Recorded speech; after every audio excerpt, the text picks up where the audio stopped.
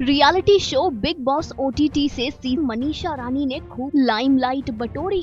पहले ही वीक से मनीषा को दर्शक काफी पसंद करने लगे थे, लेकिन उसके बाद मनीषा रानी गेम में काफी इन्वॉल्व हो गईं और कोने कोने पर बैठकर गेम की बातें करने लगी। जिसके बाद घर वालों ने कहा कि अब मनीषा एंटरटेनिंग नहीं इरिटेटिंग हो गई है। आज अपनी इस रिपोर्ट में हम मनीषा की इन्हीं बातों में से एक बात का खुलासा करने वाले हैं। हम बताने वाले हैं मनीषा रानी के एक्स बॉयफ्रेंड के बारे में, जिनके बारे में मनीषा ने खुद बेबिका दूरवे को बताया था। मनीषा ने बताया था कि उस समय वो कोलकाता में थी।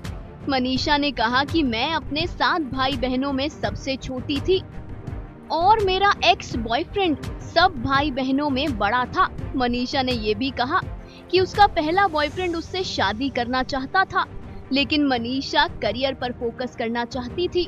मनीषा ने बेबिका से बात करते हुए कहा कि शायद मेरे एक्स बॉयफ्रेंड ने समझा होगा, लेकिन मैं जानती हूँ कि परिवार की बहू से बहुत सारी उम्मीदें होती हैं। मैं शायद सबसे अच्छी बहू बन जाती, लेकिन फिर मैं अपने करियर पर ध्यान नहीं दे पाती। मुझे उस वक्त सिर्फ और सिर्फ अपने करियर पर ध्यान देना था। मनीषा रानी ने ये भी कहा कि उनका पहला बॉयफ्रेंड उन्हें लेकर बहुत पॉजिटिव था। अगर मनीषा शॉर्ट कपड़े पहन ले या क्लीवेज दिखने वाले कपड़े पहन ले तो उनके बॉयफ्रेंड को गुस्सा आ जाता था। मनीषा ने कहा कि ऐसा नहीं कि वो मुझ पर भरोसा नहीं करता था, उसे ये सब अच्छा नहीं लगता था।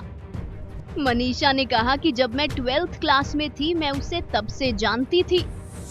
एक्ट्रेस ने बताया कि उन्हें अलग होना पड़ा क्योंकि लड़का शादी करना चाहता था और मनीषा अपने करियर पर फोकस। इसके बाद मनीषा ने बेबिका से बात करते हुए कहा कि मुझे कोई ऐसा पार्टनर चाहिए जो मेरे करियर और मेरी फील्ड दोनों को समझे।